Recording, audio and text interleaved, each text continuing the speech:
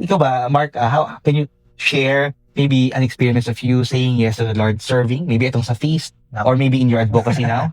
Tapos siguro, tulad mo rin, naalala ko nung una akong nag-service kasi maybe it's a pain on my heart na medyo kulang ako sa pansin. Kaya nag-serve ako as a warm para magpapansin. At bumati sa mga tao at mapansin ako. Then, syempre sa advocacy ko naman, bilang salesperson, napakahalaga yung magkamayon ng integridad na hindi lang tayo nagtatrabaho para sa komisyon or para makilala, kundi para matulungan talaga yung ating kliyente Yes. na bigyang halaga yung kanilang investments. Yan yung akal sa ating ebanghelyo ngayon, na yung mga ginagawa natin sa sa ano natin sa pagiging holy ay mayroong malinis na intensyon at hindi naghahanap ng makamundong pagkakilanlan. Yes, sa gospel today, di ba? Yeah. It speaks about yung dapat hindi pakitang tao. Yeah, Yung dapat talagang ginagawa mo ito dahil taos sa puso at talagang buong puso mong gustong maglingkod sa tao. At syempre, tao talaga tayo, may mga kahinaan tayo, pero we catch ourselves na. Oo nga, no? Kung ang Panginoon Diyos nga ay Panginoon na naglingkod, di ba? Hindi siya naparito para paglingkuran, yun rin ang tawag sa atin. Patuloy tayong maglingkod at patuloy tayong